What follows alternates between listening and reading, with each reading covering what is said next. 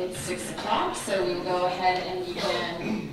It's already August. August 1st, 2022, regular city council meeting agenda. Please rise for the invocation and pledge delivered by Mr. Jansen. Let us pray. Good and gracious Heavenly Father, we love you because you first loved us. Lord, thank you for showing us that if the tomb is empty, anything is possible. Lord, we just ask you to put your loving arms around this great city and help us build into a positive direction. Lord, I just ask you to look over our first responders and our firefighters as they preserve our peace. And Lord, most of all, we thank you for your Son, Jesus, for it's in his name we pray. Amen. I pledge allegiance to the flag of the United States of America and to the republic for which it stands, one nation, under God, indivisible, with liberty and justice for all. Thank you. This meeting is called to order. Madam Clerk, roll call. Councilmember Dumont? Here. Councilmember Golding? Here. Councilmember Jansen? Here. Councilmember Meza? Here. Councilmember Nichols? Here. Councilmember Stokes? Here. Mayor Hoffman? Here. Approval of minutes, item A. Motion, please. I move that we approve the minutes from the regular council meeting held on July 18th, 2022. Second. We have a motion and a second. Any discussion? Seeing none, all in favor signify by saying aye. Aye. Any opposed? Motion carries. Item B. Move that we approve the minutes from the council briefing held on July 25th, 2022. Second. We have a motion and a second. Any discussion? Seeing none, all in favor signify by saying aye. Aye. Any opposed? Motion carries. Council announcements. Ms. Golden. Thank you, Mayor. I have a few announcements. First of all, I want to let everybody in the audience know that we've started our budget workshops, and so you are encouraged and welcome to come out and hear what we're discussing.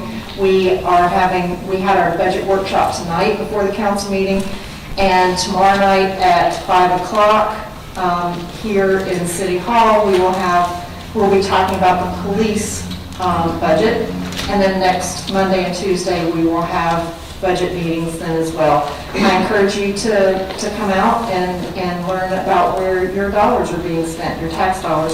Also want to let everyone know that the Citizens Police Academy will be starting August 25th. If you have not taken the Citizens Police Academy, it is amazing. Jacks Beach Police Department does a great job. You get to do a ride-along, you get to shoot guns, you get to learn about how they do investigations and all kinds of things. Anyway, it's Thursday nights, and it's 12 or so weeks, and it's very well worth it. So if you would like to sign up for it, you can go to the city's website, and there's information on how to apply.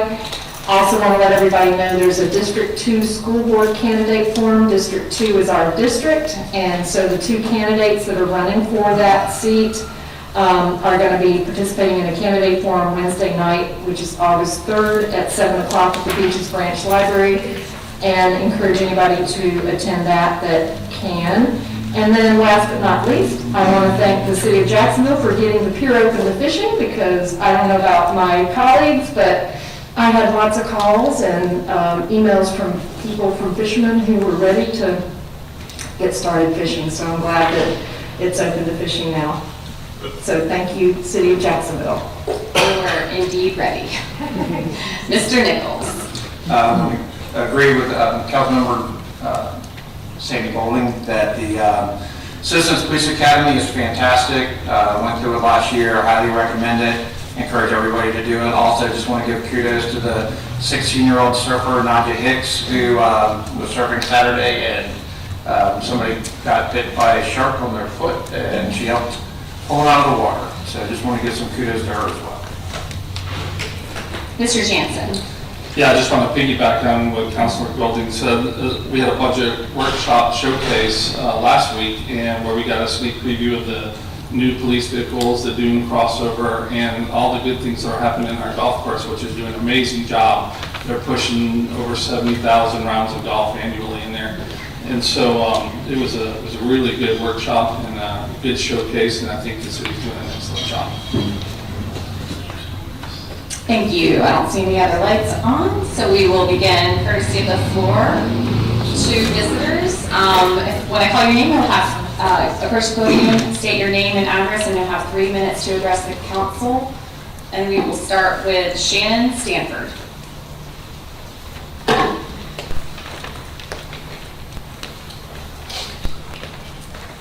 Hi, I'm Shannon Stanford. I live at 22 10th Avenue North, Jacksonville Beach, 32250. I'm addressing the council today, and I understand that you're not going to be able to answer my questions here because we've heard a number of times that you can't answer these in a public forum. But what I am asking is that you answer these questions in some way within the next week or two to the community. Because why isn't the issue of the volunteer life-saving corps being resolved? The lack of information lends us to believe that the city doesn't want the VLSC in a lifeguard station or their volunteer services. This is what your silence is saying to us as the community. Please help us understand the benefit to the Jacksonville Beach community of not having the volunteer life-saving corps at the lifeguard station. What is the return on our investment in your salaries for resource time used for daily work, internal meetings, external meetings, to include these meetings around just the volunteer life-saving corps issue that I can't understand why there's an issue. This particular meeting with this body alone is going to cost the city $500 because I looked up your salaries and I kind of extrapolated what an hourly range would be for this group of people to get together for an hour. I can't imagine how much this issue is costing us in a way that, I just don't understand. Could you please, city attorney, please make a statement so that it makes sense to us community members as to why this is continuing like this? Why is all of this legal action going on? It just doesn't make sense to me. Please help us. Thank you. Thank you, Ms. Stanford. Jim Emery.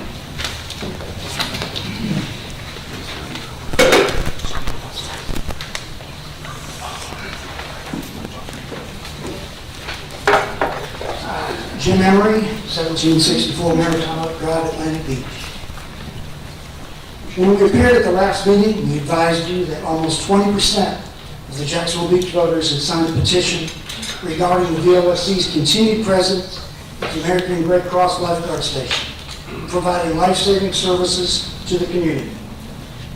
Since that time, we have submitted all those petitions to the Supervisor of the Elections Office, and verification of those petitions will be completed in short order.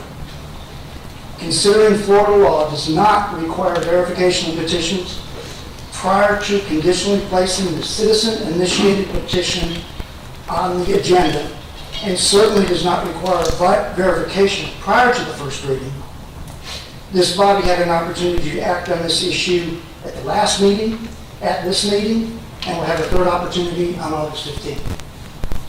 We trust that the City Council will honor the wishes of the Jacksonville Beach citizens and the law in placing this issue on the agenda for August 15th. On another positive note, this past weekend, we held our 89th annual Volunteer Life-Saving Corps Ocean Marathon.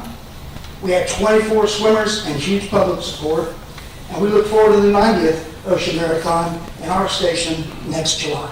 Thank you. Thank you, Mr. Emery. Do we have any other speaker cards turned in that aren't associated with an agenda item? Saw some more coming up. Okay. That is it for general public comment. Thank you. We will move on to our first agenda item, which is the Windward Marina Property Development Agreement. This is a little bit of a different format for us, so please bear with us. It's the first time since I've been involved that we've done a development agreement. So we will start off with a presentation by our planning director as well as by the applicant. Then we will read public comment that was submitted to us via email, and then we will allow for the public comment with the speaker's card. So, and then we'll make a motion, and then we'll have council discussion. So, hope y'all packed a snack. There's a water fountain just outside, as well as the facilities. Please avail yourself to them as needed, and we'll go ahead and start with Heather Ireland. Thank you, Mayor, and good evening, Mayor and Council. And you are correct, Mayor Hoffman. This is the first one that I can recall that we've done, that we have record of. So appreciate everyone's patience as we work through this process. We had a workshop on this topic, I believe it was May of last year, it was right before the summer, and the agent for the property owner came out and explained a little bit of what they were going to be asking the city for. So I'm going to summarize that for you, and then I'll turn it over to the agent for the property owner to provide you with some more information. And they have some slides to show you with some exhibits and so forth. But essentially what this is a development agreement between the Beach Marine property owner, Jacksonville Beach, and City of Jacksonville. So this has also been reviewed by and considered and voted on by City of Jacksonville in addition to Jacksonville Beach. And the primary purpose for this development agreement really is to facilitate the realignment and redevelopment of the 2nd Avenue North Road and Bridgeway that goes from 20th Street all the way to the Intercoastal Waterway that provides access not only to the private Windward-owned property, but a Jacksonville Beach Park and the 2 boat ramps, one of which is owned by Jacksonville Beach and one is owned by City of Jacksonville, in addition to some parking. And the development agreement includes several things, both responsibilities of both municipalities as well as the property owner, and has some provisions for different property conveyance. All those details are in the development agreement in terms of approximate acreage that will be conveyed to each one of the owners in order to get this roadway realignment completed. This is, again, a very large project. This is really step 1 in the process. There will be some land use and zoning changes that we have very preliminarily discussed that will come before you as well. They will be subject to public hearings and votes by both the Planning Commission and Council. So we do have more steps in this process. I just kind of wanted to point that out. And we also have Sherry Sutton here, who is one of our outside legal counsel representatives. If you have legal questions, I will not try to answer them. I will just point to Sherry. And we also have Robin Smith here from City of Jacksonville, in case you have any questions of Jacksonville engineering related questions, things like that. So with that, Mayor, if you don't mind, I'd like to turn it over to Mr. Hayline.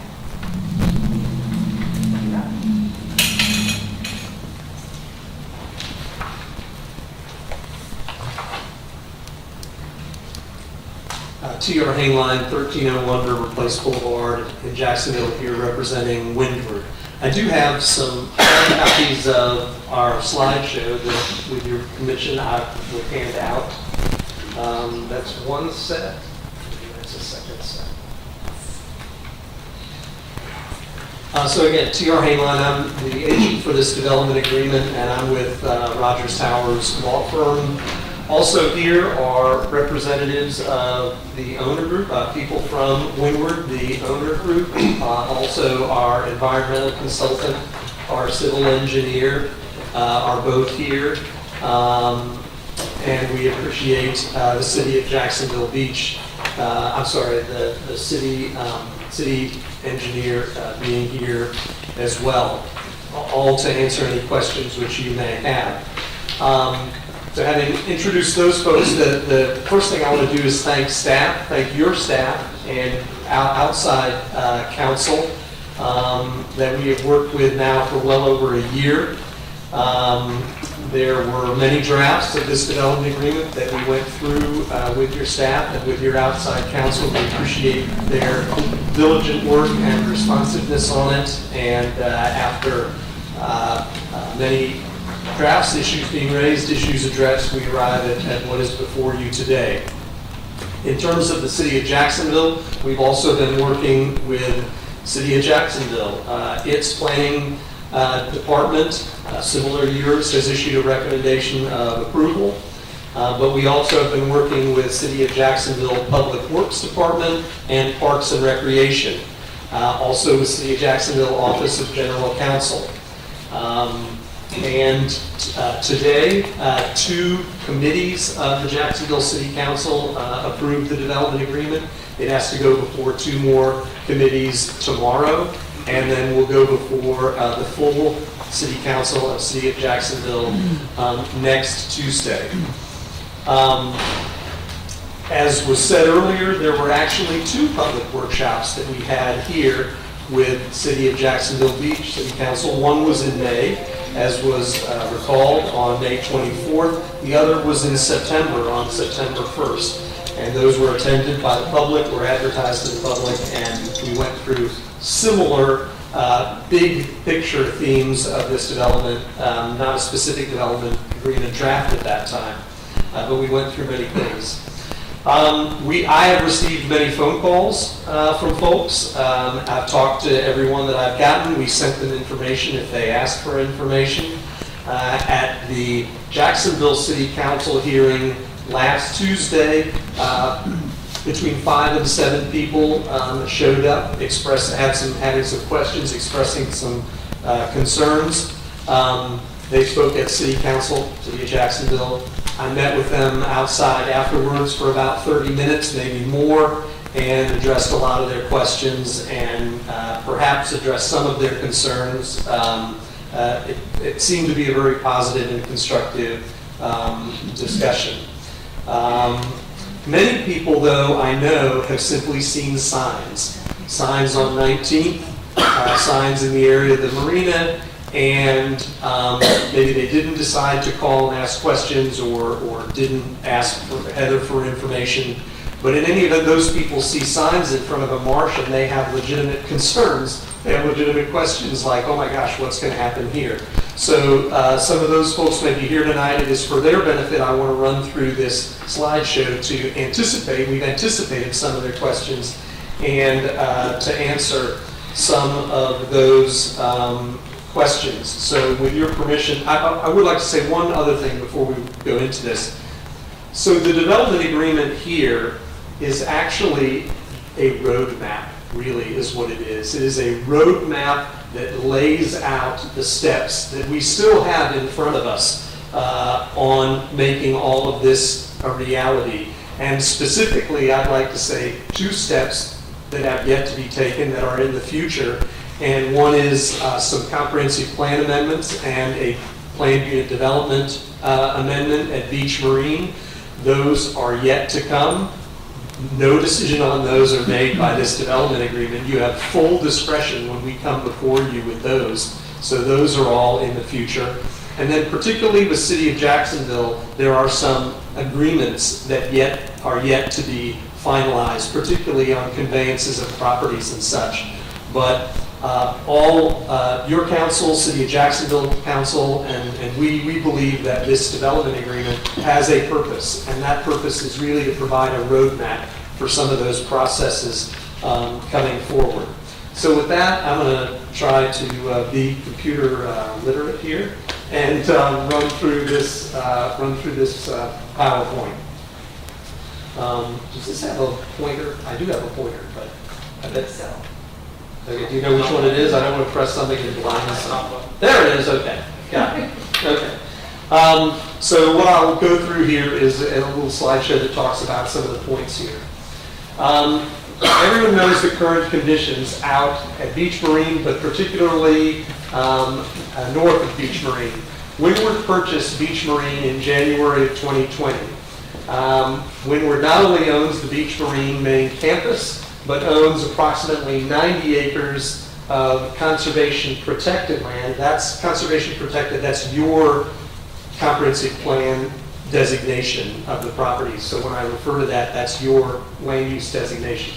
So Windward has about 90 acres of conservation protected land north of 2nd Avenue North. But Windward also owns a little over 10 acres, and I already screwed up. Let me just back up here. There we go. Windward also owns 10 acres right over here. This property, which backs up to 19, has uplands in it. You can see those uplands islands that are there. Today, it is in your low-density residential land use category and is also zoned for residential. So that property is owned by Windward. As you will see, it will come into play in what we're talking about. I'll go ahead and spoil the end. This property is proposed to be placed in conservation protected and protected moving forward into the future, not developed, protected from development. So many people who've called me when I've told them, they live back in here, when I've told them that these lands under this will now be placed in conservation protected and become part of a big park, they some of their concerns are set aside. Let me see, I didn't skip anything. Here we go. So, as everyone knows, 2nd Avenue North is kind of a disaster.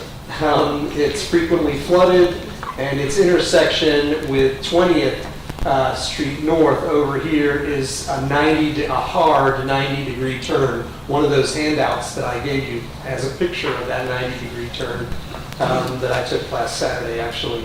Parking for the boat ramp is definitely inadequate out here, and you can see that again from some of the pictures that I handed out. When you, on a busy weekend, when you drive down 2nd Avenue North, you'll see cars with trailers parked all up and down 2nd Avenue North there. Even over here, sometimes at the turn, it's really a little bit crazy out there. 2nd Avenue North is a very important road, not just for Beach Marine, but of course, City of Jacksonville Beach has a park, a pocket park, a nice little park right here that is served by 2nd Avenue North, and City of Jacksonville Beach owns the property under the restaurant that is there, and the restaurant is a tenant of yours. And so 2nd Avenue is very important, not just for Beach Marine, but for City of Jacksonville Beach as well, because of its properties there, and City of Jacksonville because of the boat ramp that is there. So let's go through this development agreement, a couple of steps. First of all, City of Jacksonville already has in its capital improvements plan to fund the improvement of 2nd Avenue North, including the intersection with 20th Street North. That's about $11 million worth of a construction job, and that's at no cost to the City of Jacksonville Beach. Windward will fund the design and permitting of the improvement of 2nd Avenue North, obviously working with both City of Jacksonville and City of Jacksonville Beach in doing so, and that design and permitting again will include a softening of that turn at 20th Street and 2nd Avenue North. That's about $1 million. That's on Windward's cost. And Windward will donate right-of-way to the City of Jacksonville for the improvements of 2nd Avenue North. If these are needed for retention ponds, which they, at least some portion of them probably will, Windward also will donate that land as well. So everything you basically see in red there is land that is owned by Windward but will be donated to City of Jacksonville for the new roadway. And the realigned roadway. I should mention, so this is the existing alignment of 2nd Avenue North. And it doesn't work for a variety of reasons, not one being that hard turn that's right here. So the engineers looking at it, both ours and the City of Jacksonville, determined that it definitely needs to be moved north just a notch, as little as possible to come out here, have a new bridge or culvert system, but probably a new bridge over here, not the old bridge, a new bridge leading to what I'll talk about in a second, additional parking and some other uses out there. But in terms of this road, this is the probable alignment of it, given permitting, given safety of the road. This road will have a sidewalk, 2nd Avenue North doesn't now. This road will be wide enough, 2nd Avenue North isn't now. So there's a lot of things about this road that will be an improvement for sure. It will be designed not to be flooded many times of the year. So this road will definitely be an improvement. And as I said, both Windward will donate right-of-way for the new road, and there's a couple of very small pieces where City of Jacksonville Beach is being asked to donate some very small parts for the right-of-way there.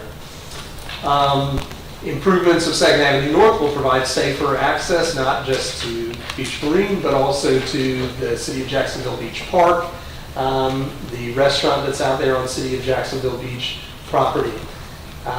And it will also provide additional parking. So this purple area here is proposed to be additional parking primarily for the boat ramp, but it will also be parking for the existing restaurant, also be parking for what is proposed here in this little blue area to be a marine support retail restaurant use in that little blue area right there. So this purple is to have new parking for the boat ramp, for other uses out there, but primarily for the boat ramp. And that purple is to be not just designed and permitted by Windward, but also built by Windward. And then will be subject to an agreement between Windward and the city of Jacksonville to provide that additional parking for the boat ramp. So not only do the improvements improve the road, but they add a lot of parking for the boat ramp, which will relieve a lot of problems that are out there right now. I'll go to the next slide. I also want to point out here, this is the land over here that is today zoned and comprehensive planned for residential use. All of that will be placed into conservation protected, and it will become a part of about a 100-acre park. Everything in the green that you see there, that will be placed in the conservation protected category. Much of it is now, but this property will be placed in conservation protected. And there is a provision in the development agreement that this land, everything you see there in green, must be placed and maintained in the conservation protected category. That was a specific question I got from some people who were here, who were at the council meeting last week. That provision is in the agreement, and I can cite it to you if you wish, but everything in green will be in conservation protected, and it will be donated by Windward at no cost to the city of Jacksonville to run as a preservation park, not unlike Dutton Island to the north or Castaway to the west, which are just two really nice parks along the intercoastal preservation passive parks. This would be a third just like those with some trails and stuff. It'd be fantastic. So that is another thing that can finally happen. As was told to me by the City of Jacksonville Parks and Recreation this morning, the City of Jacksonville has been trying to acquire this property for many years. At one time it was appraised for more than $2 million. The prior owner just never was inclined to respond to that in a way that would get the deal done. But Windward is donating it and is obligated to donate it under this agreement at no cost to the city of Jacksonville for that park that I mentioned. These are the comprehensive plan amendments which will be coming to you in the future. You will have full review of them, full discretion to decide whatever you would decide. But essentially, they are to place these lands in conservation protected and take some lands and put them in what I understand will be a new marine mixed use development, land use category in here and out here. The roads, if my understanding is correct, will not need to be changed, but if it is, it can be put into some other category. But the main thing about the comprehensive plan amendments and PUD amendment will be to place this land in conservation protected, and then these lands in here and out here into a mixed use marine or marina kind of category. I think I just said everything that's talked about in here. One very important point that I want to emphasize: by taking this 10 plus acres and placing it in conservation protected, taking it out of residential and putting it in conservation protected, there will be a net gain in the conservation protected lands under your comprehensive plan amendment. I want to emphasize that. Yes, for the road, some lands will need to be taken out of conservation protected, but there is a net gain of conservation protected lands due to all of this being placed into conservation protected and made part of the park. That was just covered by that there. The acreages are roughly, approximately what is shown here, this being about 10.3. And even if you include the roadway in what needs to be changed under the comp plan, which I don't know whether that will need to be changed, but that still is less than the acreage that you get over here. So again, a net gain of conservation lands. Talked about that already. So the results. The results are 100-acre preserve, everything in the green, which must be in conservation protected, and the uses of it must remain consistent with conservation protected. No net loss of conservation lands. Of course, improved access at 2nd Avenue North and at the intersection with 20th Street. Improved parking at the boat ramp. Additional parking, probably an improved configuration. As you know, there's some parking aisles out there at the boat ramp where you just go down and you hit a wall. You have to do about an 8-point turn to get down. It's not a loop system in there. So it'll be probably a better, it will be a better configuration with smoother access down at that boat ramp. And I guess not to be underestimated for the lands, the potential marine-related retail and restaurant use out here, and for the other lands that will end up going to Beach Marine when the old roadway closes. Those will all add new ad valorem to City of Jacksonville Beach's tax base. Oops, I don't need to go into that.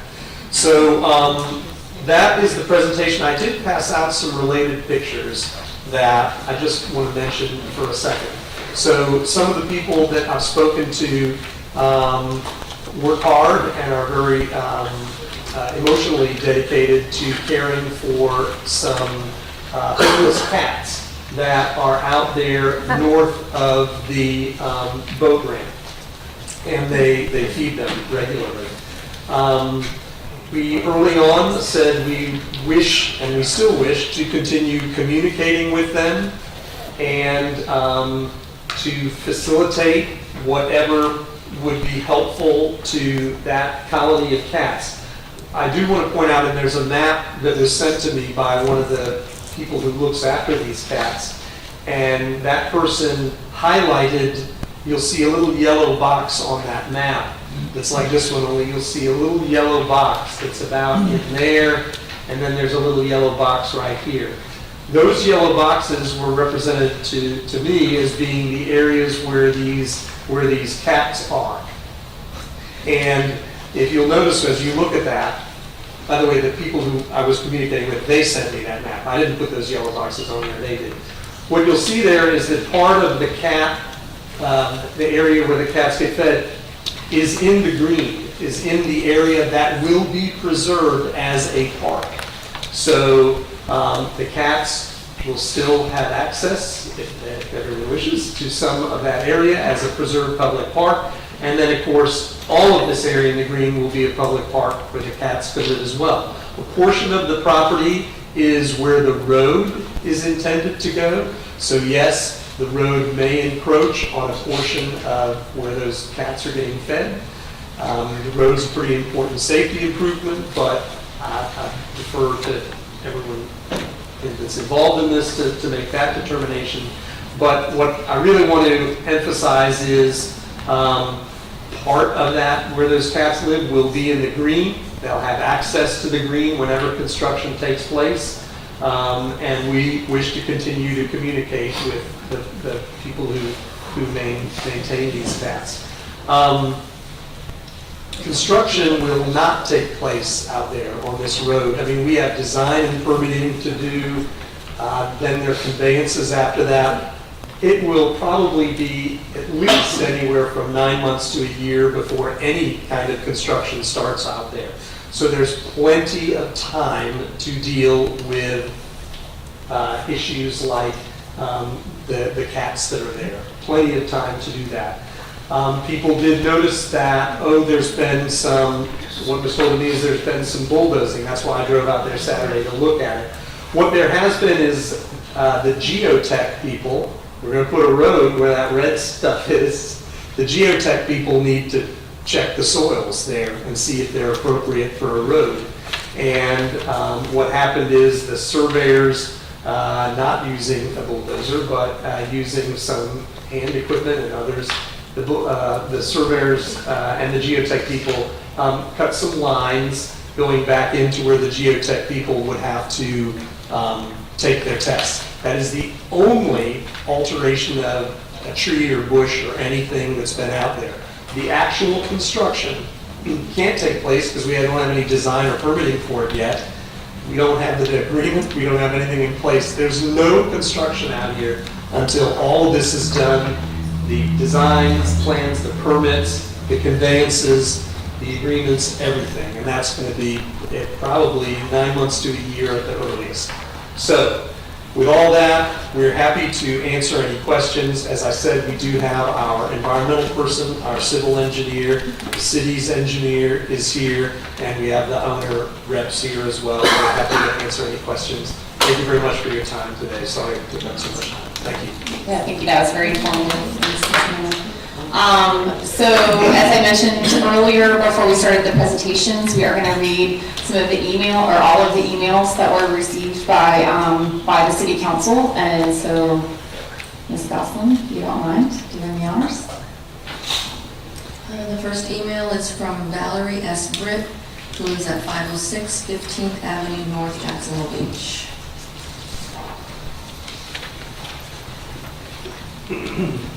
To the attention of Mayor Hoffman, Jacksonville Beach Planning Staff, City Manager, City Council, Jacksonville Beach City Council. I wholeheartedly support preservation of environmentally sensitive land and oppose increased residential density in this vulnerable coastal community. I acknowledge the need for realignment of 2nd Avenue and note it is already a funded county CIP project. I am not in favor of the 3-party development agreement as presented. I see that Jax Beach Section 34-60 authorizes development agreements to be entered into between a developer and the city of Jacksonville Beach. It also requires that a development agreement shall be executed by all persons having legal or equitable title in the land subject to the development agreement, including the fee simple owner and any mortgagees. Jacksonville Beach Section 34-60.3 subsection 2B3 seems to require that the notice of intent specify uses and intensities. I am not clear they are adequately specified. Also, if it applies here, Florida Statute 163.3227 subsection C requires inclusion of population densities, building intensities, and height. However, before the city is a proposed development agreement between governments and one LLC owner having assignment rights that does not appear to specify the developer as a party or what exactly is agreed to be developed. In addition, the City of Jacksonville's staff report states that the City of Jacksonville Beach has already agreed to convey certain real property to the City of Jacksonville. Instead of the owner's rights of an agreement being assignable and only conceptual in the pending development agreement, I personally think a development agreement that binds 2 city governments might be clearer to, number 1, specifically identify all parties, including the developer, subject to the agreement's provisions, obligations, and benefits, since the city's code states the authority for development agreements is for entering into them with the developer. And number 2, specify the densities and intensities and percentages or square footages of each of specific uses to be allowed in the development subject of the agreement. Is binding both governments to an unspecified development by an unspecified developer really required of Jacksonville Beach just to realign a funded road CIP that is the responsibility of the City of Jacksonville per the Interlocal Agreement? It appears the agreement would legally and specifically bind the City of Jacksonville Beach to an owner's very conceptual plan that is then assignable or transferable to any party developer to revise on the other end benefits of development agreement not exclusive to the named Delaware formed LLC. I question if this agreement in binding the city would compromise the later ability of the citizens and government of Jacksonville Beach to have meaningful input into the actual land use changes or rezoning, densities, intensities, height, that may well have intra-jurisdictional or regional impacts. Is the named LLC owner the developer to the proposed development agreement, or is this a private interest effort of a broker or owner group to bind the governments to market at increased value to an unidentified or undisclosed developer? As to dedication of lands, if any of those conservation lands are currently in the jurisdiction of one or both of the governments, not being an attorney, I wonder why would that not be part of a different development agreement between a known developer and city or cities upon actual application for rezoning and development. It seems maybe an unknown development is being prematurely agreed to with owner, not including developer, when the issues of road alignment could perhaps be addressed by governments in another way, not to additionally bind them to development unknowns. Having just learned of this, I have many concerns and questions. Number one, exactly what is being conveyed? Jacksonville's staff report states that the city of Jacksonville Beach has already agreed, I'll just continue. Oh, it's still going on, okay, I'm sorry. Jacksonville Beach's staff report states that the city of Jacksonville Beach has already agreed to convey certain real property to the city of Jacksonville as necessary for the Second Avenue CIP project. Is that correct? Is that referencing the approximately 6 acres or only a part? Through what authority and what public process in the city of Jacksonville Beach was that decision already made to convey city property on what date? Conveyance by Jacksonville Beach, what specifically is Jacksonville Beach going to convey, and what will that mean? To me, the term convey generally means an ownership transfer. Does the city of Jacksonville Beach own land it is going to transfer by deed to the city of Jacksonville County? If not ownership, what is being conveyed? From one governmental jurisdiction to another, what will that conveyance mean for the long term of city of Jacksonville Beach? Conveyance by developer. The developer does not seem to be identified in the pending DA, development agreement, and is unknown. And the agreement allows assignment or transfer of any vague rights to developer. What exactly is involved, and what will be the result of the developer conveying land to the city of Jacksonville? Is any of that land developer is conveying geographically in the city of Jacksonville Beach and currently governed by the Comprehensive Land Use Plan of Jacksonville Beach?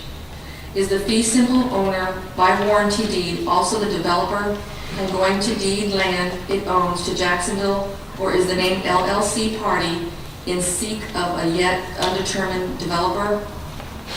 Windward owns jurisdictional wetlands. It is not an annexation of land by Jacksonville, correct? So, would City of Jacksonville newly owned land in Jacksonville Beach jurisdiction by the agreement's conveyance by developer of its real property? Does the current owner actually own 100% of the land it would be credited for conveying by the development agreement?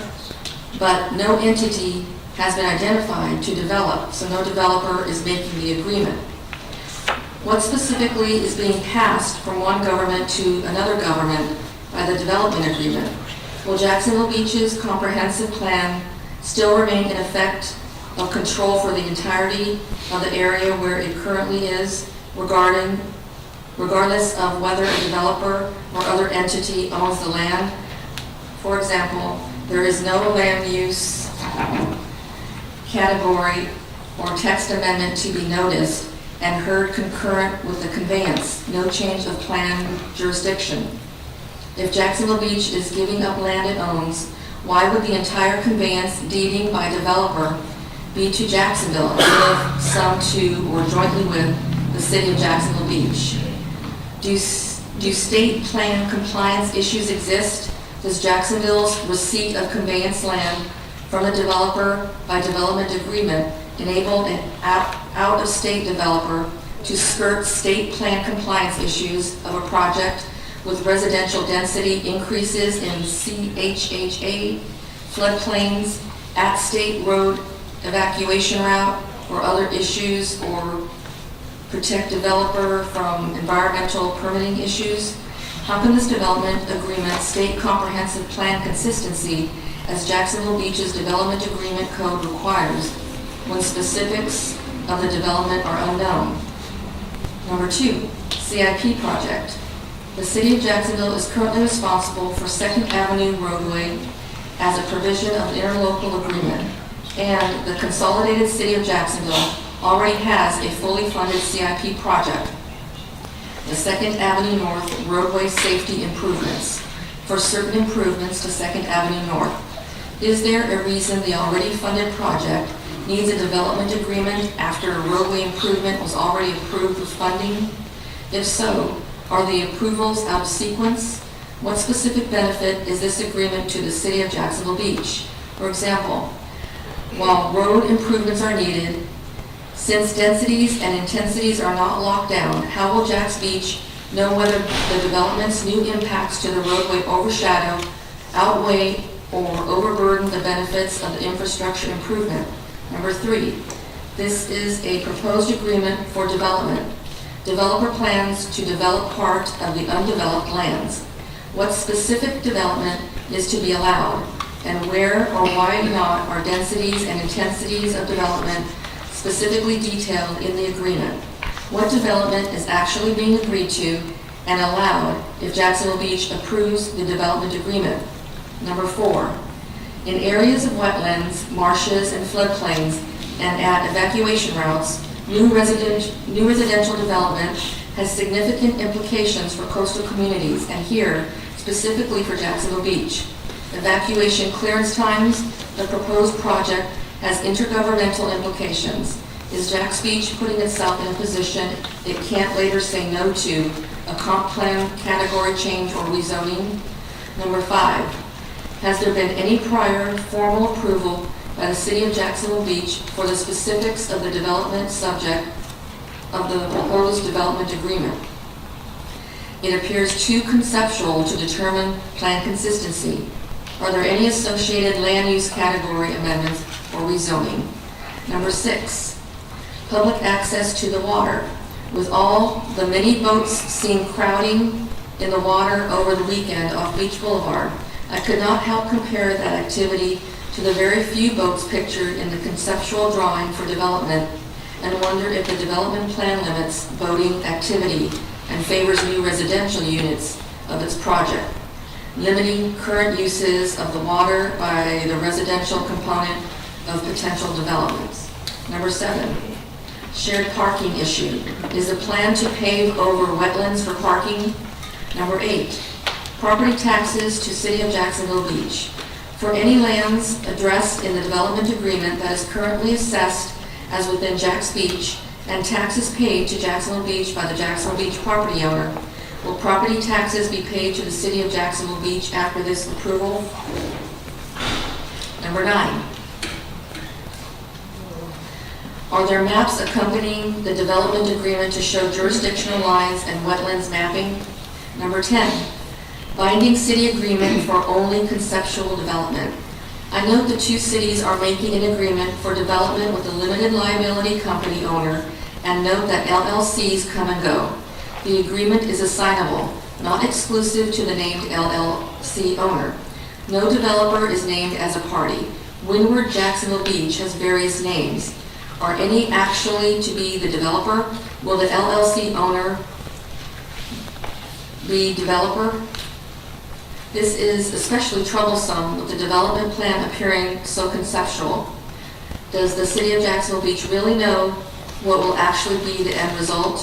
What mix of uses? How many evacuees and commuter cars? Is there too much wiggle room for an unknown end developer who can later receive the transfer of rights as to what densities, intensities, access, and impacts? Number 11, who really is the non-governmental party in the development agreement? Who is the LLC that can assign its rights to conceptual development once the agreement is executed by governments? Formed in Delaware, office addressed in Aventura, Florida, foreign registration with Florida Division of Corporations, acting as broker, not developer, Some people have suggested this involves someone in Connecticut, but I do not see any such reference to such a party in the agreement. Number 12, relationship to other proposals. I note here that I am very opposed to and recommend denial of the proposed demolition of nearby commercial Adventure Landing Recreational Park, which would enable development of a density increasing apartment complex at Marsh Ms. Wetlands. Dawson, I'm sorry to interrupt you, but I've just been advised by the city attorney that we can go ahead and conclude this letter because it is hindering the efficient administration of the meeting. This was the longest one. Should we go ahead and continue to read the other ones? Okay. So I'm going to give Ms. Dawson a break while she recovers and gets ready for the next one. And I should have said this in the beginning. Certainly, I would think at the end of all of the public comment, we'll give Ms. Ireland and Mr. Hanline a chance to address the questions that are brought up by the citizens. Of course, the letters that we received were prior to people seeing this presentation. As you can tell from that particular letter, a lot of her concerns and her questions were addressed by Mr. Hanline in his presentation. In particular, one of the pieces of misinformation that was going around recently on everyone's favorite social media were renderings of residential units being built on the Beach Marine property, and that's not what we're talking about here. So you heard that a lot, traffic and commuters and things like that, and you saw the presentation. That is not part of this development agreement. The only residential impact will be on that low density residential being converted to conservation land. So just want to clarify that while that quite lengthy letter is so fresh in your mind. And you ready to go for the next one? Okay, go ahead. Thank you. Okay, this is from Brenda Shields, address 315 18th Street North, Jacksonville Beach. Regarding Beach Marine Development Agreement, I spoke with Nick Musa, project engineer from Jacksonville, Florida, July 29, 2022.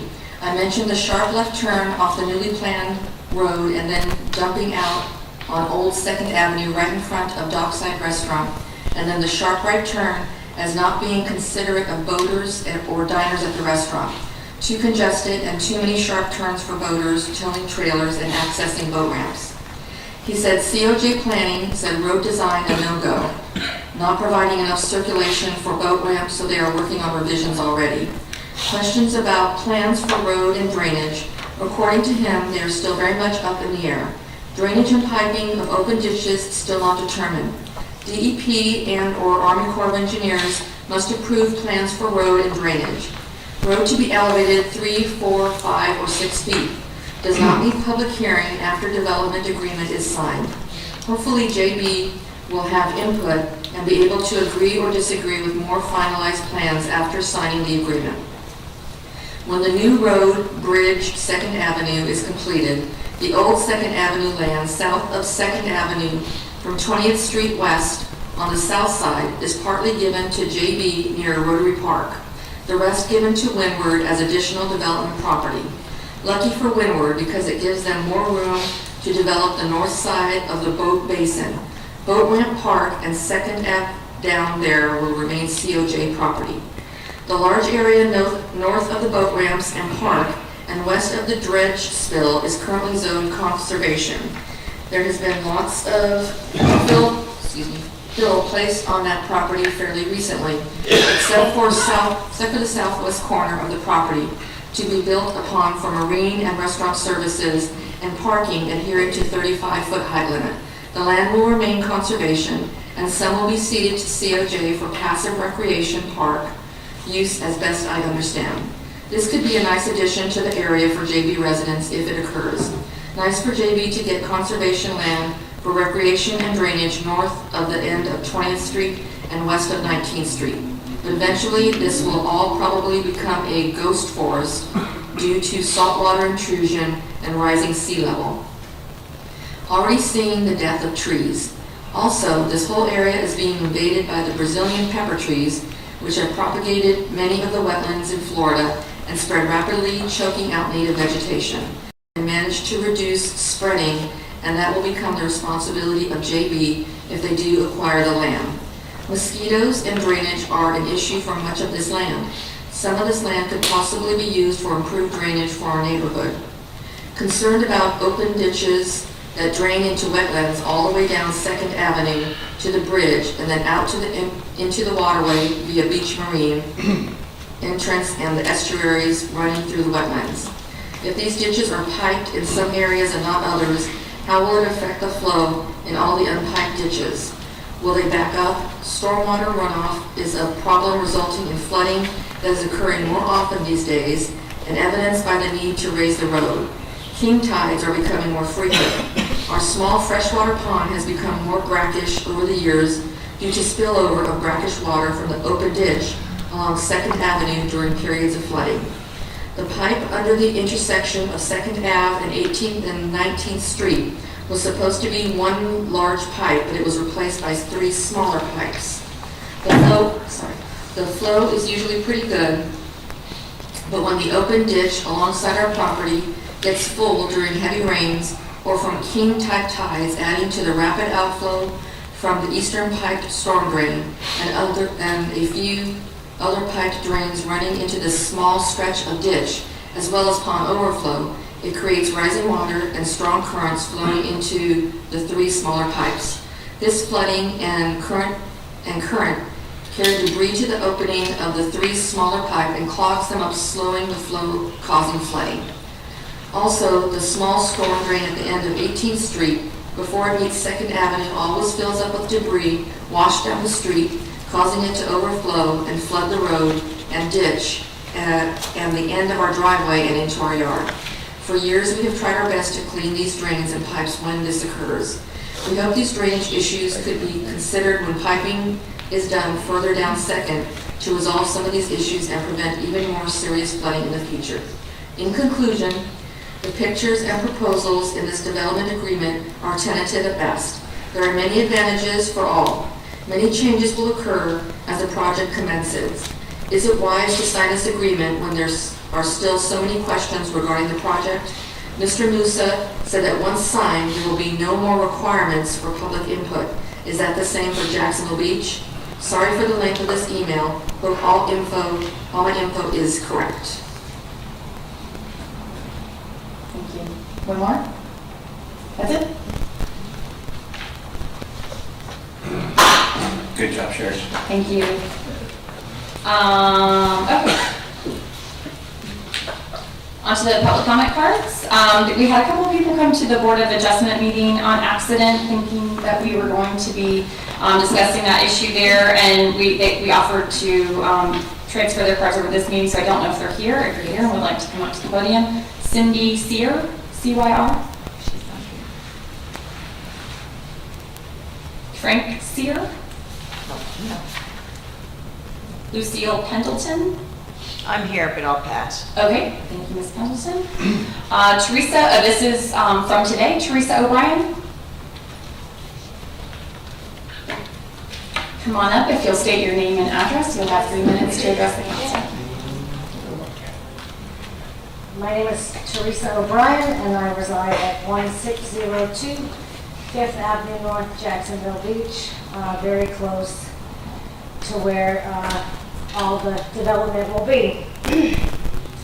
I am a volunteer caretaker to a numerous number of colonies of cats located on Windward's Beach Marine property.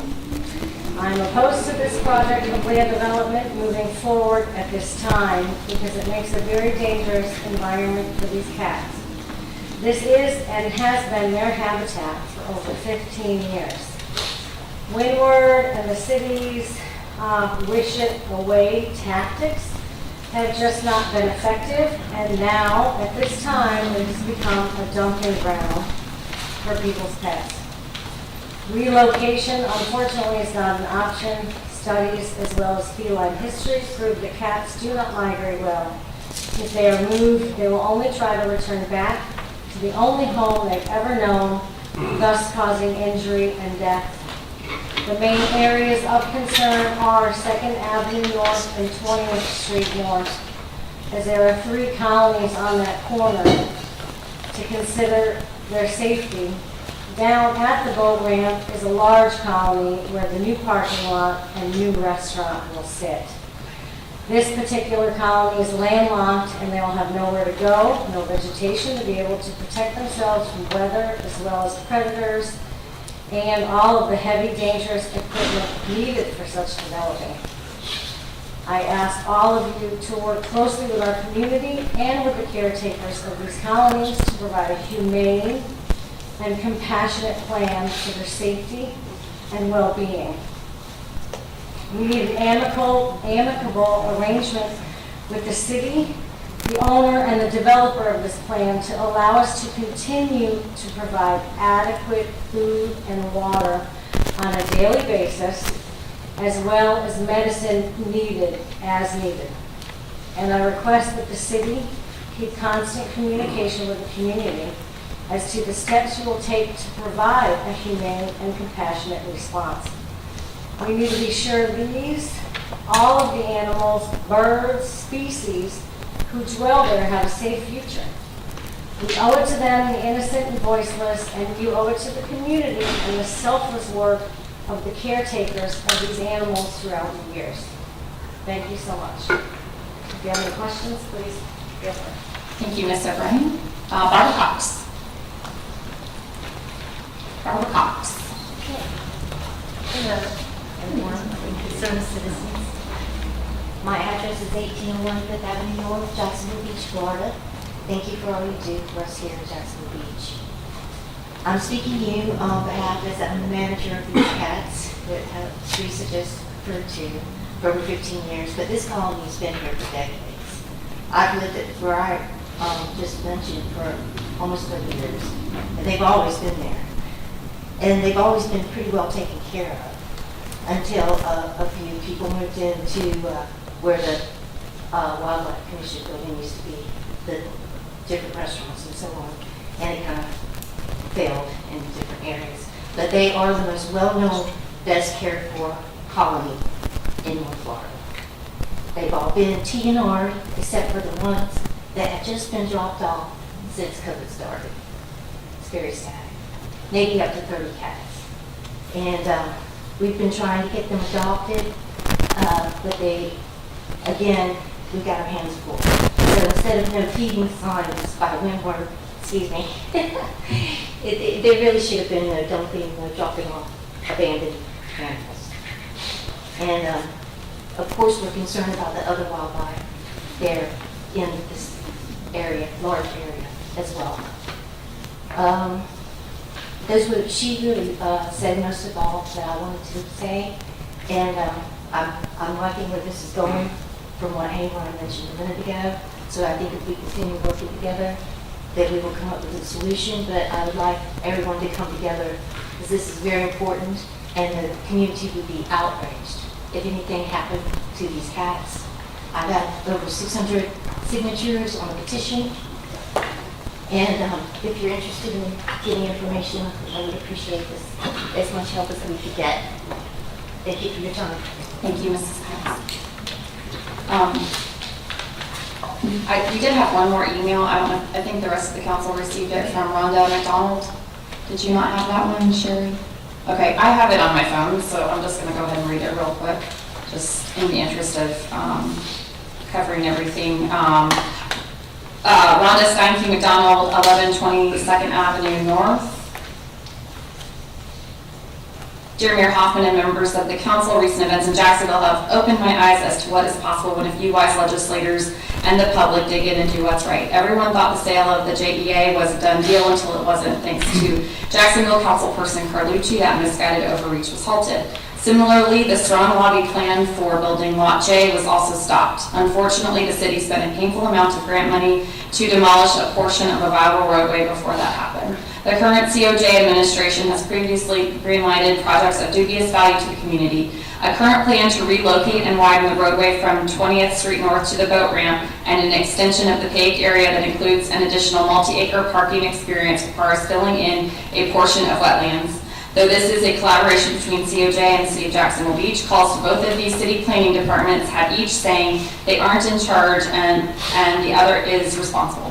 That is first red light for me, a resident who will be impacted by the wetlands encroachment. No one is taking responsibility at the onset. This is further worrisome because infill has already been taking place, and we as nearby residents weren't aware that was happening. That's already been addressed. There are already drainage issues in front of my house 9 blocks directly east of this project. I have no desire for excessive asphalt near the marsh that paves over what should be respected and maintained buffer for all of us. Please vote to halt this project until one or the other planning departments fully embrace this project and can guarantee its safety for us as residents who will be impacted in times of storm. All right, back to public comment. Scott Worthley.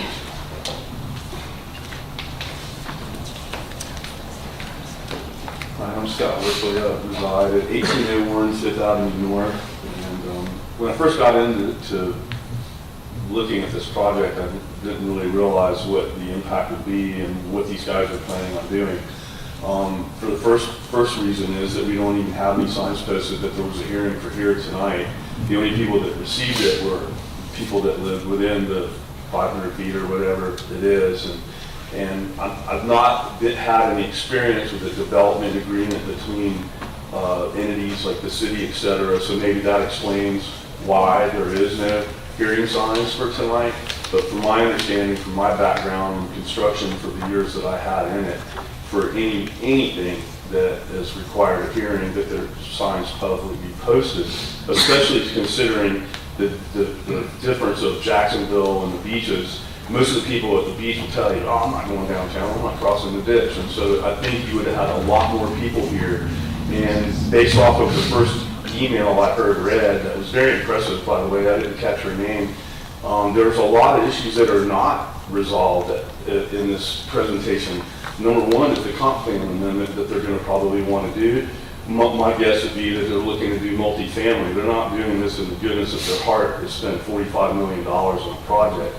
And the impact of the road, the new road and the wetlands for a bridge that goes into right now what is a dredge pit location, which they obviously are going to do some work to reduce the size of that to create the parking and develop the rest of the land. But it's just that the impact for this area, I know this land quite well, and the 10 acres that they're referring to here on the east end that I live very close to, most builders would say it's completely undevelopable that have looked at it for years. I'm very connected with a couple developers here at the beach, one I spoke with a couple days ago about this project. He knows this land really well, and the section down 2nd Avenue all the way down, it will not support residential lots at this time. So there's going to be some pretty intense mitigation required.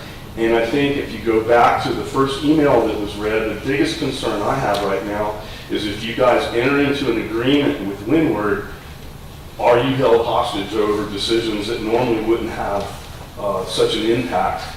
It just seems like it's putting the cart before the horse here in some ways. Once again, I'm really upset about the situation that there's no hearing signs allowing the public to know here at the beach. It just doesn't seem right. And then lastly, the reason I got into this to begin with was my fiance and her friend Teresa and others that are helping take care of these cats down here. The area that they are in has been directly impacted already. I don't know what kind of equipment they use. It looked like maybe some kind of smaller track hoe. They already took out about half the vegetation where they lived in along the ditch right next to the parking lot. And my guess is to open it up some because the weeds get really tall back in there every year and we have a lot of rain. They probably wanted to clear it so they could get back in there and do some soil and surveying work, et cetera, which is totally understandable for development. But because of the sensitive scenario, that's, premature. And their attorneys has told my fiance Barbara that there is no equipment activity going on in that area, and I believe he's mistaken. All we had to do is go look and see what they had done. Thank you, Mr. Worthley. Lisa Grogan. I pass. Okay, thank you, Ms. Grogan. Peggy Hatfield. Peggy Hatfield? Okay. Candace Rue.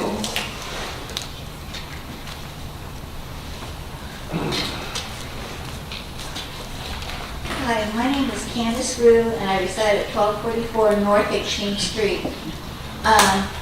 My neighbor and friend and I have been following the Windward development proposal closely since last fall.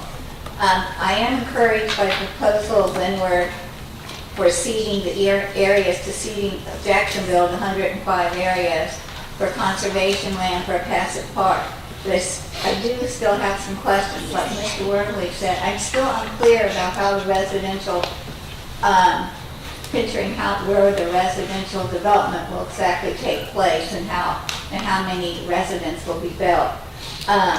Second, I have questions about how Second Avenue will be reconstruction and what's reconstructed and what steps and barriers will be utilized to protect wildlife during the construction and afterwards from runoff into the marsh. And how high will the road be raised? Third, there are questions, I still have questions on how construction will be implemented for residential, retail, and also the reconstructed roadway regarding the tidal flow of the water and how that will impact any flooding in the area of current homes and neighbors. So thank you. Thank you, Ms. Rue. That is the last of our speaker cards. Did you want to address any questions and let us handle it? I've seen him taking copious notes, so he probably has something to say as well. Yes, ma'am, thank you. I've just made a couple of notes here. Staff just received those first two emails late this afternoon, so we have not had a chance to digest them, but as you mentioned, there is a lot of misinformation in them that we would like to address and take a stab at answering all the questions. So I would like to have an opportunity to really dig into those emails. They're several pages long, and release a list of answers to those questions to you guys, and then if you want to share it out from there, you can do so. And that third one I actually don't have a copy of. If someone could send it to me, that would be great. As far as the public notices, Jacksonville and Jacksonville Beach's codes are different when it comes to public notice. So our notice requirements for this particular type of application require a 300-foot mail out and then also the notice in the paper. Jacksonville's requirements are different. They require sign postings and a mail out and notices in the newspaper as well. When we get to the point of the land use and rezoning components of this project, the requirements for public notice are different for those as well. So there will be different things that happen based on the type of application. I just want to make everyone aware of those differences. Excuse me. This particular project that we're talking about here does not include any residential components at this time, but I would like to point out, some of you already know, that Beach Marine is currently governed by a PUD that does include some residential. I don't have it in front of me, but to my recollection, it was around 40 townhouses.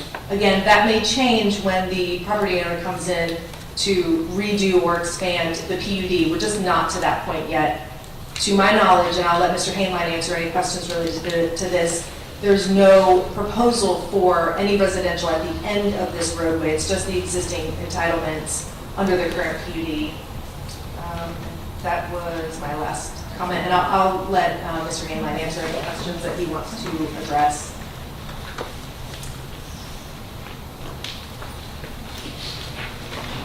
Thank you for this opportunity.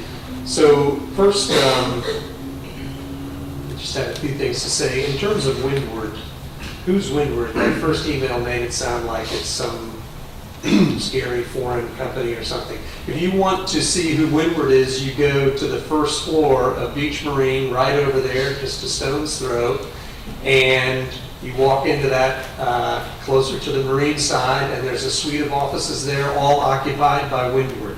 Windward is here. It's taking care of Beach Marine now. After it bought Beach Marine, it started improvements right away. If you drive by there, you can see the improvements that have gone in since they owned it. Windward is here, right here. It also has offices in St. Augustine, where it owns another marina. Carl Masters is here, who is the director. Carl, why don't you? Who is the director of development for Windward. Carl was born and raised in Northeast Florida. He lives in St. Augustine now. Stephen Johansson is the CEO of Windward. He owns a house in Ponte Vedra. They have a number of marinas up and down the coast, including one at Amelia, 2 in St. Augustine, the one here, and others further south. But Stephen is here all the time. He was here at both workshops. His son is getting married, so he couldn't be here today. But he was here at both of the workshops last year, the CEO for Windward. So they're definitely here and willing to participate, and they're here in part of the community right now. Also, their team, all local. These are all local companies who are their teams. The environmental is from Northeast Florida, engineer from Jacksonville, all local team members. So that's who Windward is, right here in your community. I just want to point out the steps, the general broad steps of what this development agreement contemplates. Step 1 will be totally up to you, completely 100% within your discretion, and that will be the future land use map, the comprehensive plan amendments, and the PUD amendment for Beach Marine that will be coming to you. You can deny them, and the agreement says that's the end of this agreement. So that is completely up to you. There's no binding. You're not binding any vote there. It clearly states that in the agreement. Certainly your lawyer made sure of that, and it wasn't a difficulty for us. So that's step 1, is that those comprehensive plan amendments and rezoning, that you have full authority to deny if we submit something you don't like. Next is the design and permitting that Windward will do. Now that's a big investment. That's $1 million of Windward's money. So that's why the zoning and the comp plan amendment come first. If everybody's able to come together on those, then Windward moves forward with that design and permitting at a cost of $1 million. Happy to be, actually it's already started. I'll say that. So they've already started that. Let me just go one little bit about stormwater. That, of course, will be addressed in design and permitting. Today, on that road, hey, guess what stormwater treatment and control you have on that road today? 0. There's no stormwater ponds in that road that deal with that road. There's no stormwater today. When the new road is built, they will have to comply with all of the requirements of Water Management District, City of Jacksonville Beach. They'll have to take care of that stormwater. Any wetland impacts from the new road, there is definitely an alphabet soup of agencies that deal with that. U.S. Army Corps of Engineers, St. Johns River Water Management District, Florida DEP. They'll have to deal with all that. In the $11 million for the road, there is built into that cost of wetlands mitigation for impacts. So that's all anticipated. That will all be dealt with in the design and permitting. After the design and permitting, the dedications of the properties. Right now, yeah, there's some uncertainty as to exactly where the lands are that will need to be dedicated because the road hasn't been positioned exactly. That'll all be done in design and permitting. So those dedications will come then. No one is binding themselves to any of those. That's all subject to future agreements. And by the way, again, in that first email, it said, oh, where are the properties the City of Jacksonville Beach would have to donate towards the road? If you look at Exhibit F to the development agreement, there are 2 parcels, 1A and 1B. Those are identified as the 2 parcels, very approximate acreages, that City of Jacksonville Beach would have to donate, would have to convey to the City of Jacksonville. To the City of Jacksonville. Nothing comes from City of Jacksonville Beach to Windward. To the City of Jacksonville for the road. The acreage of those estimated is parcel 1A is 0.03 acres. Parcel 1B is 0.08 acres. All that agreement is in the development agreement. It is estimated, it is projected based on preliminary designs. That is true. But it's not like it's a blank check or some, big open thing. The information is in there is the best that we have at this time. After the dedications, of course, the construction of the road takes place. It has its own, obviously, all of its own implications. And then the donation of the parkland also takes place right at about that same time. The donation is definitely an obligation on Windward's part, donation of the parkland in the agreement. There will need to be future agreements as to some of the forms of those and such, but that is definitely an agreement. If you look through the development agreement, you'll see in there that very clearly set out, it says, here are the things that the three parties have to do. City of Jacksonville Beach, City of Jacksonville, Windward. It's all spelled out in labeled paragraphs as to what the obligations are. The last thing I'll say, because it was asked, City of Jacksonville, very legitimate question, hey, what is Windward getting out of this? Windward's putting in design and permitting money, they're donating land, they're doing this. What is Windward getting out of this? So I'll address that. I addressed it at the committee meetings this morning. Obviously, improvements to 2nd Avenue benefit Windward, benefit Beach Marine. Its access on that backside is 2nd Avenue North. So when 2nd Avenue North gets improved, that's a benefit to Beach Marine, no question about it. It's also a benefit to everybody else who uses 2nd Avenue North. Secondly, yes, when the existing right-of-way for 2nd Avenue North, which is owned by the City of Jacksonville, is closed, per the operation of street closures, you've probably had some of those out here. What happens when a street right-of-way is closed is it divests, it goes to the adjoining landowner. So yes, the existing right-of-way for 2nd Avenue North, once it is closed, once that road goes away and the new road is in, that property will divest to the owner on either side, which is Windward. So it gets some property, a narrow strip, there right on the north side of the existing right-of-way. So it gets that. That's a benefit to Beach Marine too. And the last thing is the blue square out there. I forget my pointer, but I think you know what I'm pointing to. It is the Marine Support Retail Restaurant pad, 8,000 square foot pad that is proposed out there. That is also not zoned today for that. We will be asking this council to rezone that as part of a planned unit development PUD amendment for Beach Marine. If this council doesn't want to zone it for that, this council says no, and that's the end of all that.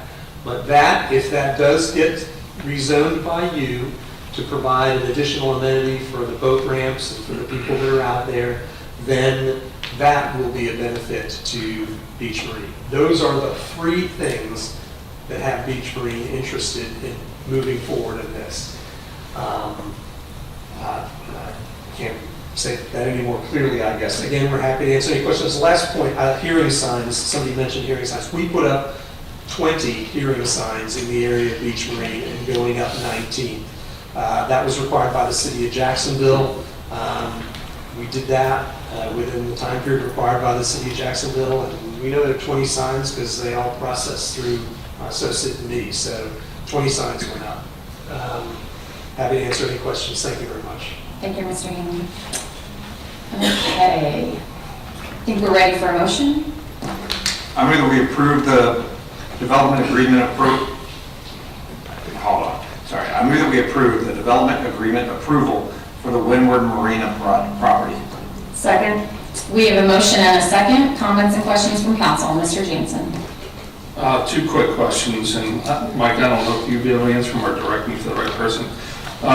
The utilities infrastructure, will that be maintained by Beaches Energy Services, or is that being transferred over to JEA? Question one.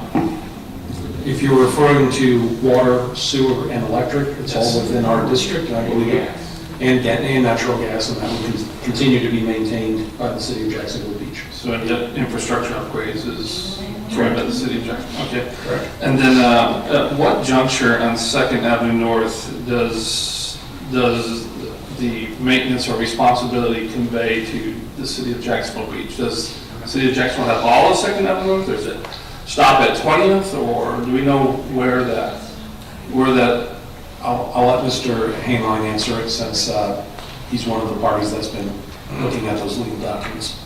Pursuant to an interlocal agreement that is decades old, the city of Jacksonville has the jurisdiction to maintain, starting at 20th Street, starting at Beach, going up 20th Street, and then over down 2nd Avenue North. That whole segment is owned and maintained by the city of Jacksonville pursuant to an interlocal agreement many years ago, I'm assuming when the boat ramp was finished. Thank you. Ms. Dumont? Thank you. Could you come back up? Thank you. Ms. Shields noted a concern about the right turns at the end of the road where they have to take a right and then left to not go into the dockside. And in her email, it said that the design was rejected. Second email. Second letter that was read. I'm sorry to ask you to repeat, let me follow. So, Yeah, okay, so right there, you're on the road, and now you have to take a sharp left down, a sharp down, and then you have to take a sharp towards me to get to the boat ramp. I just had a question. I think it shows better in one of the ones in the proposal that you actually have to, you can continue to go straight or left, and it all circles through that whole area. It looks like it's not, as it's just depicted on there in the red, it's just a sharp left turn. Because there was, in the email, you said that there was a rejection. So Exhibit B, which I don't have here, Exhibit B is a conceptual plan that is pretty clear. And if you look closely at that, what you'll see is it is really kind of a big loop system that goes in there, sort of where my Page 38. Yeah, I have it. Yeah, I'm sorry, do you see I have that? it, yes. Okay, so that is the conceptual, very preliminary conceptual layout of what would be the new configuration for the boat ramp. All of that is subject to future review and permitting by City of Jacksonville and City of Jacksonville Beach. But that is one concept that in a very preliminary way has been discussed with City of Jacksonville. Okay, thank you. Just put okay there. Cat colonies, cat colonies. Thank you to my associate, William McCalis, who brought that up to me. We already discussed the signs. Back over here, who's concerned. The park will be going to the City of Jacksonville, and so maintenance of the park is for the City of Jacksonville. Yes, ma'am. And so when we see things that are falling apart, Jacksonville will actually show up. I'm not going to speak for City of I'm just saying that because we had that issue a couple times. I don't know, Robin, do you want to? So, I mean, I don't, Robin Smith, so I'm with the Public Works Department of the City of Jacksonville, but if the Director of Parks was here, he would tell you that he would pay close attention to issues that arise in the park. Thank you. But the park that's currently Jacksonville Beach will stay Jacksonville Beach's park. It is my understanding, yes, the Jacksonville Beach Park remains. Yeah, Yes. the Rotary Yes. Park remains Jacksonville Beach, just the new park will be Jacksonville. Yes, ma'am, yes. My Rotary Club appreciates everyone referring to it as Rotary Park, thank you. I was there today. It was a lovely morning, wonderful breeze, because I had to go check out those spaces. So,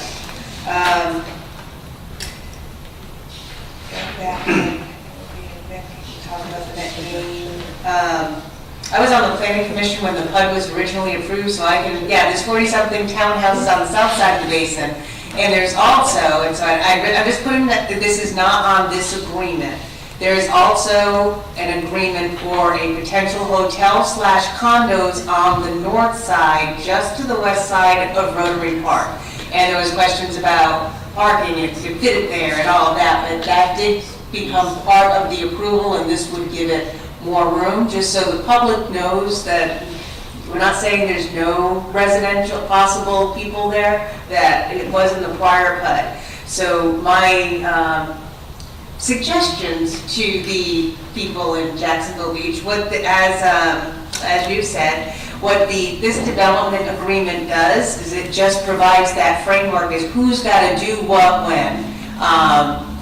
What the concerns that I've heard through the emails and from here, I would say that those are very appropriate for the planning commission meetings, and it has to go to the planning commission, then come to here. So those are going to be critical. When you go to the planning commission, if you feel that you still do not agree with this because it's going to decrease the value of your property, or anything like that, you have to have competent and substantial evidence with you at the planning commission. And this isn't going to happen for a while, so you have time to start getting all the ducks in a row. And that is the only, without competent and substantial evidence, the planning commission, you can listen to you, but they legally cannot make a decision based off of your concerns if you do not have that kind of documentation with you. So I just want to give you that heads up nice and early, because you'll have to go to the planning commission, and then you have the opportunity again for city council. So I understand your concerns. They are all valid concerns. It sounds like this applicant is willing to work with you, even with cats. And please stop dropping your cats off there. There are places people can drop their cats off. They're called animal rescue. Please drop your cats off there, not at the boat ramp. So I've gone through this. I agree with this agreement. This is an early step. Like I said, you have a lot of valid concerns, but that is not part of what we're looking at here. Thank you. Mr. Mesa. Just a refresher, I think I asked this question last year about the construction of Second Avenue. Is the new one, is the new Second Avenue will be constructed first, and then the old Second Avenue will be shut down after it's done? Yeah, Robin Smith, City of Jacksonville Public Works. So the idea is the entire new road will be constructed while the old road remains open, and then at some point it'll just switch over to the new road. All right, so the boat ramp and access to the restaurant will be there? It will be maintained. I mean, obviously there'll be construction nearby and there'll be some implications of that, but the intention is to remain open. All right, thank you. Ms. Golding. Thank you, Mayor. Like Ms. Dumont, I appreciate the concerns that have been raised. I will just add that, I don't know how many years ago, Mr. and Mrs. Shields, that about 30 of us bussed over to Tallahassee along with the owner of Beach Marine to try to, in support of the city of Jacksonville, trying to get Florida Forever grant funding to purchase the marshland, 100 acres or so that's north, part of which would be used to expand boat ramp parking, and that was the intention at that time, and unfortunately, twice that was attempted, and the owner of Beach Marine at that time would not agree to sell the property. But it's something that the preservation of that marshland, I think, is very important, and I'm glad that this property owner is willing to do that and recognizes that. I do have a few questions because I got an email from a Mr. Dunlap, who's an architect who lives fairly close to the area, and he was asking about the new roadway, and the fact, his concern was that the right-of-way scale seems excessive, and could it be scaled back in order to reduce the impact to the wetlands, and then likewise the parking that's proposed on the west end. So is that something that's been discussed at all about the impact and how big the Second Avenue roadway is currently being considered? Thank you. First of all, I know Michael, so there he is. I know Michael. We worked on projects together. I'm happy to get with him. I didn't know of those concerns. Happy to get with him. We're happy to get with him, with our engineering team and our design team, and here we at whatever he has to say. He and I have worked on projects together before.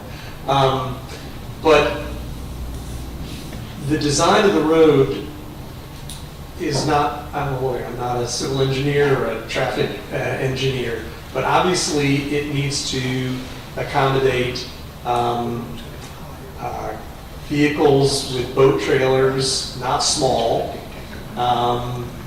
It needs to provide pedestrian access along that road, so a sidewalk or some kind of thing. So it needs to be a certain width to fulfill the function that it doesn't fulfill today. But if you look at it today, they're just people hoisted up on the side anyway. So there does need to be a certain width and design to accommodate those things. But encroachment into wetlands is costly, and it's not anything that the city or we want to do because it's costly. So there are all kinds of motivations to keep it as minimal as we can and yet still fulfill the design needs of that road. So we're happy to get with Michael and talk about those, but those are kind of push and pull interests that we'll be happy to work with him on. Okay, thank you, I appreciate that. I also had a question about number 9 in the agreement. I guess just in reading it, maybe I'm not reading it correctly, but it says COJB finds that the public/private developments pursuant to this agreement are or will be consistent with all goals, objectives, and policies of its comprehensive plan and applicable land development regulations, including but not limited to site plan for the marina redevelopment and any required development permits. So what is this saying to us? Is this saying that it will be consistent with all? It is, first of all, this provision is required by state law to be in a development agreement. So we have to say that it will be consistent with the comprehensive plan. Now, it may be consistent with the comprehensive plan as it is modified if you choose to amend it to accommodate some of these things. But ultimately, it absolutely has to be consistent with the comprehensive plan, both the zoning and the building and the construction permits, anything that we do. But the purpose of number 9 is to say, ultimately, the road, the redevelopment, everything that's happening out there will need to be consistent with the comprehensive plan as it exists at that time. Okay, so I know when we had the workshops, there was some discussion about the fact that according to the comprehensive plan, we currently are not allowed by the comp plan to develop anything north of 2nd Avenue North, correct? It would be what is the lowest density residential permitted in conservation, which is single-family residential. But again, as has been mentioned, there's not a lot of places to actually put that, and no one's, I don't think, examined the ability to do that. But as Mr. Hainline stated, with the proposed changes to the land use and zoning amendments, that's kind of the intent of that section, is to say that it will be consistent with those.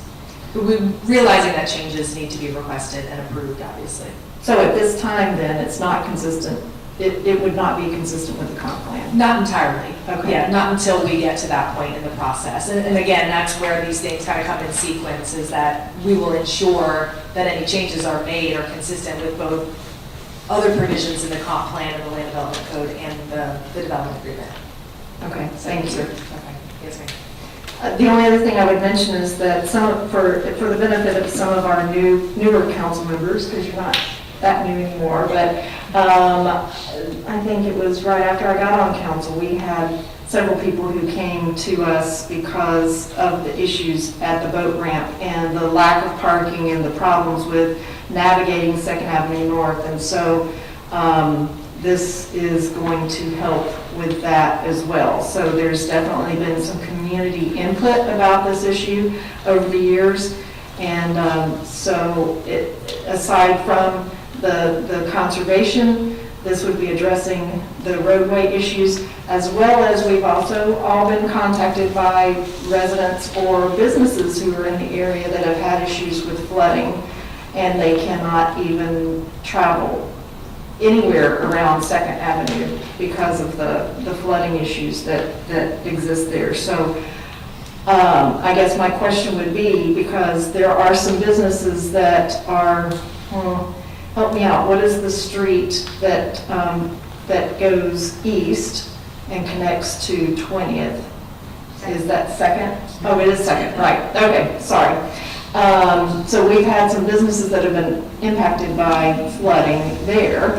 So whatever work is done to Second Avenue North, is that going to potentially address any flooding that's, on Second Avenue that's going east from 20th?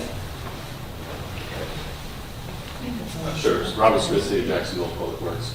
So the work that's done in the development area, I think it was mentioned there's going to be stormwater ponds added. So a lot of that drainage, which is just running off the road, down the road, maybe further down Second Avenue North, will be captured in stormwater ponds. Okay, all right, so we can hope that it will help that situation then. It will help. Okay, all right, thank you, Robin. Thank you, that's all I have. Thank you, Ms. Golding. Any other questions from council? I just want to thank everybody involved. And again, as you're hearing, we're still very early in this process, but we've been talking about this at some form or another for a few years now. This is our first development agreement as a city, and we probably couldn't have picked a more complicated development, considering 3 different owners, 2 of them being municipalities. But as Ms. Golding mentioned, there's a lot at stake here and a lot that's going to benefit the city of Jacksonville Beach and residents, visitors, etc. This is our only boat ramp.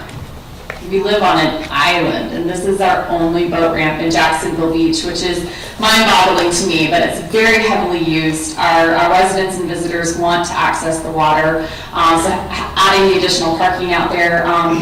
Anybody that's been involved in any nature or conservation efforts at the beaches will tell you that that's exactly the land that should be next on our list to conserve. So there's just some huge wins here. There's wins for everyone. Everybody gives a little bit, but I think overall, again, there's still a long way to go. But I think that this is going to be an area that is reflective of the beach life here in Jacksonville Beach and what we want the look and feel and access to the water to be for everybody out here. So thank you again. Thank you to citizens for coming out. As Ms. Dumont said, keep an eye on it. We've still got a long way to go. I think I've said that 6 times now. But we are ready to go ahead and vote. Madam Clerk, roll call. Councilmember Dumont? Yes. Councilmember Golding? Yes. Councilmember Jansen? Yes. Councilmember Meza? Yes. Councilmember Nichols? Yes. Councilmember Stokes? Yes. Mayor Hoffman? Yes, motion carries. I know a lot of you are here for the next vote about the Beaches Energy Substation, but if you happen to not be and you'd like to go ahead and excuse yourself, we'll give you a moment. No, Matt. Plus my face. It's good I didn't have to talk. No.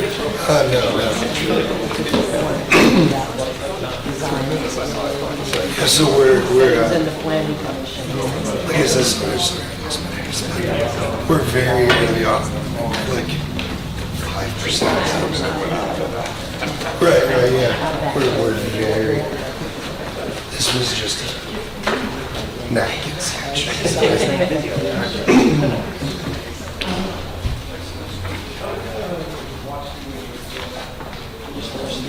You guys might want to ask Mr. Staphopoulos what his favorite milkshake flavor is, just for next time. Okay, moving right along. Item B, Mr. Putnam. Is he? No? Oh, right. Matt Seeley. Mr.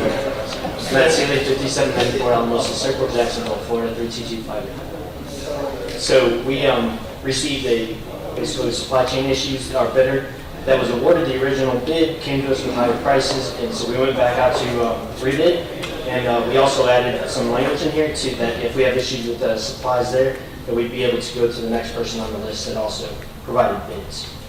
Questions? We'll go ahead and get a motion. I move that we award bid number 2122-10 to Electric Supply, Inc. for the purchase of light poles and luminaries. Second. We have a motion and a second. Any questions or comments? Seeing none, Madam Clerk, roll call. Councilmember Golding? Yes. Councilmember Jansen? Yes. Councilmember Meza? Yes. Councilmember Nichols? Yes. Councilmember Stokes? Yes. Councilmember Dumont? Yep. Mayor Hoffman? Yes, motion carries. Item C.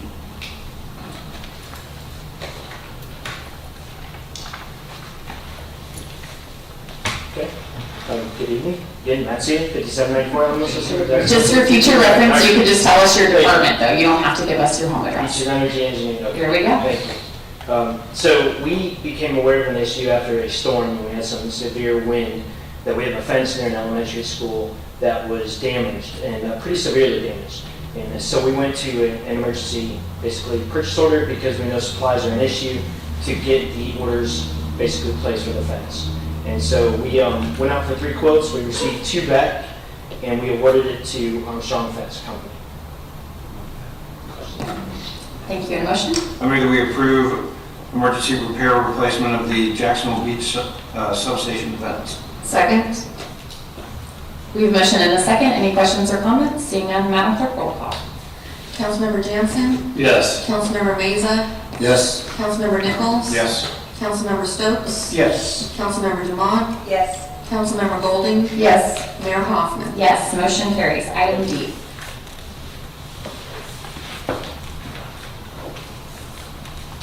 Good evening, Jameson Parker, Beach Engineering Services, Engineering and Substation Maintenance and Operations. Bottom line up front of Bluff is that we have a substation transformer at our Guana substation in Palm Valley that has been out of service for a long time due to some maintenance issues. Upon learning of the issue, we immediately coordinated getting supplies ordered and on hand. Some of those normally regularly purchased supplies are still on order. However, we were able to utilize Florida Municipal Power Agency, FMPA, to procure supplies from another municipality that were surplus. Those have been received. I reached out to a contractor that we would normally use for activities like this. They're available Wednesday. They can be here on site. I'm trying to get this done as quickly and safely as possible. If we were to go through the normal process of getting on the next normal council, then it would be September for asking, October for coordinating, well past peak hurricane season. Just for perspective, in 2016, we took on a project to add a second transformer to this very substation for this very express reason: maintenance, flexibility, operations flexibility. We're very fortunate that we made that decision at the time, and I'm trying to get the other transformer back in service to alleviate load in the south end of the valley. And if we do have a hurricane, we have a major event in that section of our system, this is going to save us. So we have the tools, we have the people, we have the resources lined up to go now. I'm requesting that we approve this. Thank you. Thank you. And a motion? I mean, we approve the purchase and repair and replacement services for Guana Substation's Transformer TR-1 and associated equipment in the amount not to exceed $84,230. Second. We have a motion and a second. Any questions from council? Sorry, this wasn't a very good training experience since we didn't have any questions for you. We'll do better next time. Madam Clerk, roll call. Councilmember Meza? Yes. Councilmember Nichols? Yes. Councilmember Stokes? Yes. Councilmember Dumont? Yes. Councilmember Golding? Yes. Councilmember Jansen? Yes. Mayor Hoffman? Yes, motion carries. Finally, Mr. Knight, if you would like to present your Yes, item. Thank you, Council. Good evening, George Knight, Building Inspection Division. I planned on making a big announcement tonight for everyone, but I guess I'll just let you guys know. I don't know if you're aware, but it's a pretty big deal to us. For the first time ever, City of Jacksonville Beach, Planning and Development Building Inspection, we're fixing to go live online with all new inspection tracking. We've been implementing that for the last couple of years. Thanks to the support of the administration and everyone behind us, we've done it. And we're ready to flip the switch. We're ready to go live and let people out there start looking at everything we do. And so in doing this, and like I said, we're ready any day now. We got a little bit of IT stuff with their support and some a little bit more training with our staff. We're ready to get into it. And for once finally be in compliance with statutes and doing like everybody else. So having said that, we went through the implementation of all of this software, and I don't understand most of it, but I know that when we got to the inputting of the building permit fees, We ran into a little hiccup with the way 3 permits are calculated, the way the fees are calculated. They're extremely complicated. They're almost impossible for me to understand, and I've been looking at them for a long time, but we got to looking at it, and we have 82 or 83 permit types, and only 3 of them are different from all the rest. So what I proposed here and what we've tried to get you to approve is to let's bring those last 3 into calculating the same way as all the rest of them, so that we can make it a lot easier for the citizens to understand. Right now, the way of calculating the electrical fee is you have to count all the outlets and all the sockets. You have to know how many amps you've got, how many CFMs you may be in your fans, and how many. It's almost impossible for the consumer, the user, the citizens of Jackson Beach to figure that out. But one thing they all know is how much money they're going to spend on the project. So like all the other permits, we just ask that we can bring those last 3 into compliance to make it easy for them, make it easy for us, and let this roll out of this online thing go forward. Thank you, Mr. Knight. Before we read the resolution, I wanted to congratulate the planning department on entering the 21st century. That's big. Also, I hear that you have an anniversary with us today, 5 years with the city of Jacksonville Beach. If everybody wants to give Mr. Knight a little ride. Thank you very much. And I will take a moment to say, and I think I pass it on to city administration as often as I hear it, is that you're doing great work out in the city, and our new businesses and small businesses especially really appreciate that you're firm but reasonable and efficient. So thank you for your work for the city and your leadership in bringing us up to the 21st century. Madam Clerk, will you read the resolution by title? A resolution of the City of Jacksonville Beach, Florida, amending the Schedule of Permit and Land Development Code application fees, providing for adoption of recitals, repeal of prior inconsistent resolutions and council decisions, severability, and an effective date. Thank you. And a motion? I move that we adopt resolution number 2114-2022, updating the schedule of fees for building permits. Second. We have a motion and a second. Any questions or comments from council? Seeing none, Madam Clerk, roll call. Councilmember Nichols? Yes. Councilmember Stokes? Yes. Councilmember Dumont? Yes. Councilmember Golding? Yes. Councilmember Jansen? Yes. Councilmember Meza? Yes. Mayor Hoffman? Yes, motion carries. Seeing no other business, this meeting is adjourned. Thank you very much.